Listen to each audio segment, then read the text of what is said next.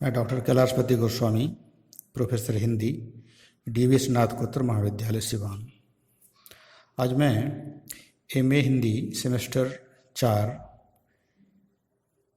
के 15वें पत्र के अंतर्गत सैद्धांतिक भाषा विज्ञान का वर्ग संचालन करने जा रहा हूँ।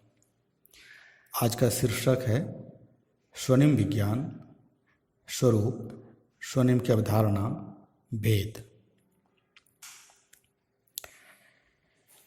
सबसे पहले स्वनिम विज्ञान को समझा जाए। स्वनिम विज्ञान को ध्वनिग्राम विज्ञान भी कहा जाता है। फोनेमिक्स। डॉक्टर भोलानाथ तिवारी ने इसे परिभाषित करते हुए कहा है कि स्वनिम विज्ञान अर्थात फोनेमिक्स वह विज्ञान है जिसमें किसी भाषा में प्रयुक्त स्वनिमों अर्थात ध्वनिग्रामों तथा उनसे संबद्ध पूरी व्यवस्था पर विचार करते हैं। इसके अंतर्गत स्वनिम अर्थात ध्वनिग्राम तथा उपस्वन संध्वनि का निर्धारण, उपस्वन का वितरण, स्वर और व्यंजन, स्वनिमों का उस भाषा में प्रयुक्त संयोग एवं अनुक्रम प्राप्त खंडियेतर स्वनिमों अर्थात अनुतान, बलाघात, दीर्घता, अनुनासिकता, संहिता आदि की व्यवस्था, रूपमों के मिलने पर घटित होने वाले स्वनिमिक परिवर्तन आदि स्वनिमिक व्यवस्था से संबद्ध सारी बातें आती हैं। ऐसा भोलानाथ तिवारी ने अपनी भाषा विज्ञान की पुस्तक में कहा है।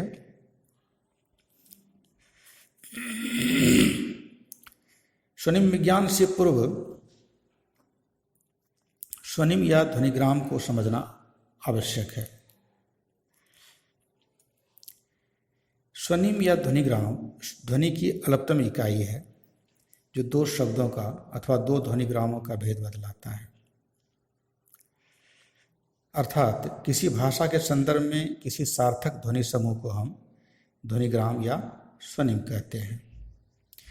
यह ऐसी सदृश ध्वनियों का समूह ज्ञापित करता है जो एक दूसरे के परिवेश में नहीं आती या जो नियंत्रित प्रकार से एक दूसरे से भिन्न हो जाती हैं। अर्थात किसी भाषा में ध्वनि के ये विभिन्न रूप ही संध्वनि यानी एलोफोन कहलाते हैं और सामूहिक रूप से सबको ढक लेने वाला उनका नाम ध्वनिग्राम अर्थात फोनिम कहलाता है।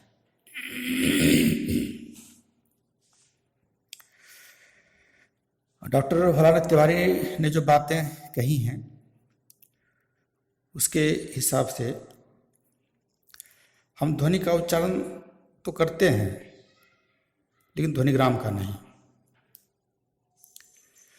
ध्यान देने वाली बात है कि हम किसी भी भाषा की किसी भी ध्वनि के उच्चारण के पूर्व और उसके श्रवण के पश्चात उस ध्वनि के दूसरी ध्वनि के साथ जिस संबंध को मन में तात्विक और सार्थक समझते हैं उसी के अनुसार प्रेरित होकर हम वैसा प्रयत्न करते हैं और वैसे ही ग्रहण करते हैं। इसीलिए हमारी मानसिक प्रक्रिया में ध्वनिग्राम ही रहता है, ध्वनि नहीं। निष्कर्षतः कहा जा सकता है कि स्वनिम या ध्वनिग्राम की सत्ता मानसिक होती है तथा उपस्वन की सत्ता भौतिक। स्वनिम जाति होता है तथा उपस्वन व्यक्ति। इसे एक उदाहरण द्वारा समझा जा सकता है। हिंदी में एक ध्वनि है ला। मान लेते हैं कोई ध्वनि ले लेते हैं, ल को हम लेते हैं ला। यदि हम इस ल ध्वनि से उल्टा भी उच्चारण करते हैं, ले भी करते हैं, लो भी करते हैं तथा ला, इन चार शब्दों का उच्चारण करते हैं और करने के उपरांत सावधानी पूर्वक हम ध्यान देखें तो पता चलेगा कि जीभ की स्पर्श स्थिति उच्चारण के क्रम में अलग अलग होती है। इन चारों शब्दों के उच्चारण स्थान एक दूसरे से भिन्न है। अतः कहा जा सकता है कि वास्तविक रूप में उच्चारण और श्रवण उल्टा ले, लो और ला का होता है अर्थात इन चारों की सत्ता भौतिक है। इसकी तुलना में ल की सत्ता भौतिक नहीं, बल्कि उसकी सत्ता मानसिक है। अतः ल स्वनिम या ध्वनिग्राम है तथा ल के चारों उच्चरित रूप अर्थात लौगन, जैसे जिसमें उल्टा कहा गया, इसमें ल का जीव का अग्रभाग ऊपर के अवयव को, तालु को छूता है। पुनः ल दो में ले, लो और ला। ध्यान दीजिएगा, सभी स्थिति में जीव का जो भाग है मुंह के अलग अलग हिस्सों को स्पर्श करता है। ध्वनि से ध्वनिग्राम निर्धारण के लिए अर्थात अर्थवेदक तत्व निर्धारण के लिए जोड़ा यानी युग्म रूपों को लिया जा सकता है। उदाहरण के लिए पिट और फिट, काम और काज इत्यादि। अथवा एक हिंदी भाषी को, विशेषतः अंग्रेजी भाषाभाषी को कील और खील में कोई अंतर नहीं लगता, उसी प्रकार एक बंगला भाषाभाषी पाश और पाश में कोई अंतर नहीं देखता, जबकि दोनों के अर्थ अलग होते हैं लेकिन उच्चारण एक जैसा होता है। इसी अर्थभेदक युक्त गुण से ध्वनि के अर्थभेदक को ध्वनिग्राम कहते हैं। समाजता हम कह सकते हैं कि ध्वनिग्राम बोलचाल की भाषा के उच्चरित रूप की वह न्यूनतम विशेषता है जिसके द्वारा कही गई बात का कही जाने वाली किसी अन्य बात से अंतर स्पष्ट किया जाता है।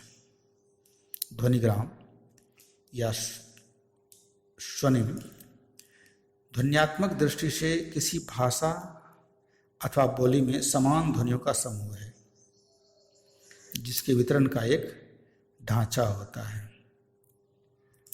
ध्वनिग्राम से ध्वनि तक अथवा ध्वनि से ध्वनिग्राम यानी स्वनिम तक के विश्लेषण से एक ध्वनिग्राम को स्थानिक प्रभेद, सहस्वन या संस्वन या संध्वनि एलोफोन्स कहते हैं।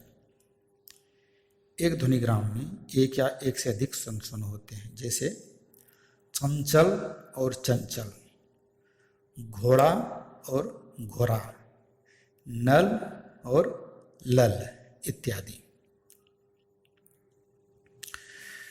अब हम ध्वनिग्राम या स्वनिम के भेद पर प्रकाश डालते हैं। इसके दो भेद होते हैं। पहला, खंड या खंडक ध्वनिग्राम, इसे अंग्रेजी में सेगमेंटल कहा जाता है। जिन्हें अलग अलग खंडित नहीं किया जा सके उसे खंड या खंडक ध्वनिग्राम कहते हैं। इनकी सत्ता स्वतंत्र होती है, जैसे कल, फल, अ, ह्रस्वी आदि। दूसरा है खंडियेतर ध्वनिग्राम। इसको सुप्रा सेगमेंटल या नॉन सेगमेंटल भी कहा जा सकता है। इसे अलग अलग खंडित नहीं किया जा सकता।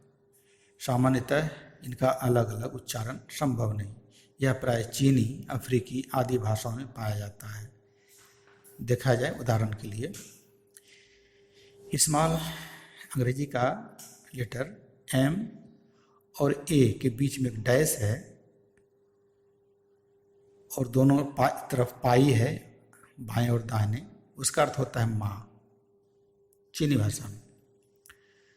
पुनः एम ए ही है अंग्रेजी का छोटा लेटर, लेकिन दोनों साइड पाई के एक साइड ऊपर, जैसा कि आप देख रहे हैं, ऊपर तिरछा एक और पाई निकली हुई है, इसका अर्थ होता है गांजा। फिर हूबहू उसी तरह से दाहिने साइड में वह पाई जो ऊपर निकली हुई थी वह नीचे झुकी हुई है। इस कारण से उसका अर्थ बदल गया और हो गया उसका अर्थ घोड़ा। पुनः वही एम और ए है, दोनों साइड पाई है और आगे यू यू करके कुछ बना हुआ जैसा कि आप देख रहे हैं, इसका अर्थ हो गया डांट फटकार इत्यादि। इस तरह प्राय चीनी और अफ्रीकी भाषाओं में ऐसा उदाहरण देखा जाता है, जिसे खंडियेतर ध्वनिग्राम कहते हैं। और हम उम्मीद करते हैं कि आप इसको अच्छी तरह समझ गए होंगे।